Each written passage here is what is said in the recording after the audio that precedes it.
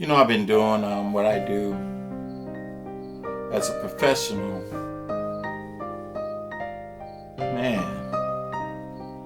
since 1981, and I'm giving my age up. Started off doing being a mobile cameraman in the early 80s. Got to work with Channel 4. Worked a couple of times with a guy named Julius Hunter. He used to work for Channel 4, and got to do some stuff. I did a lot of video stuff. I was like I said, I was a mobile cameraman. I used to hate carrying that camera on my shoulder, but it was a good learning experience. And I had a studio then also back then. Then I started doing I started getting off into some video production. But I've always did the music. Then I started tying them together. Keep in mind, during that time, I was really good with computers. They finally they first came out, personal computers. They first came out around 19. Oh Lord, I'm really gonna give my age up. I won't even say that. But so I was blessed to be able to tie what's called MIDI. Music automation, adding the video side in, and at the same time building and designing the computer that I've always worked on back in the day. So I didn't do that right away because I wasn't into computers as far as someone building and designing at the time. And I remember back in the day, back in the early 80s, I was blessed. Even though back then I used to drink. I don't drink anymore. I stopped drinking March 6, 1992. I have over 30 and a half years sobriety.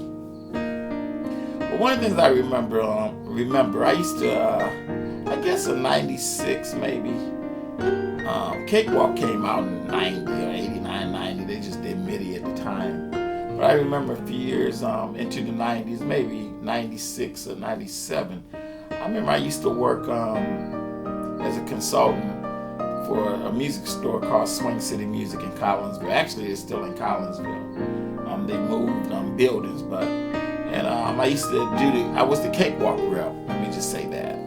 And next to me, when we did these shows, when they had me come in and pay me to do the shows, the Pro Tools rep was always next to me, and it just makes me think about, right now today, MIDI is a big thing, and back then I was doing MIDI. Oh God, I remember when the Passport Design interface came out.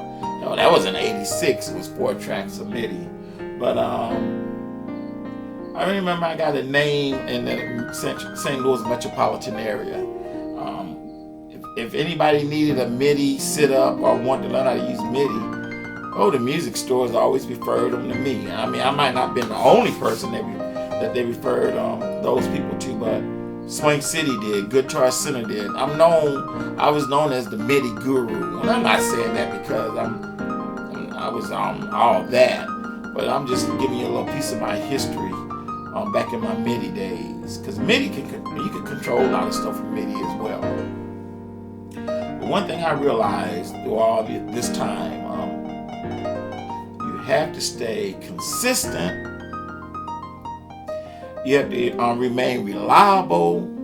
You have to be transparent, and you got to be honest with people. And don't get me wrong. A lot of people might say, maybe I don't have anything. I have much, but to me, I think I've done well, and I'm happy at what I do because I'm doing what I enjoy.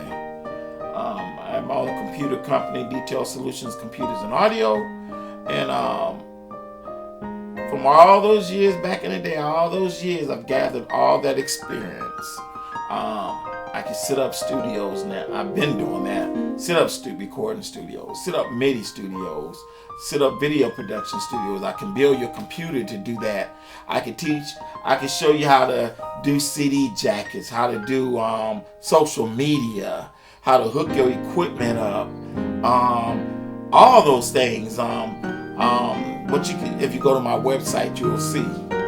But again, it's consistency, honesty, transparency. Man, that goes a long way. And reliability.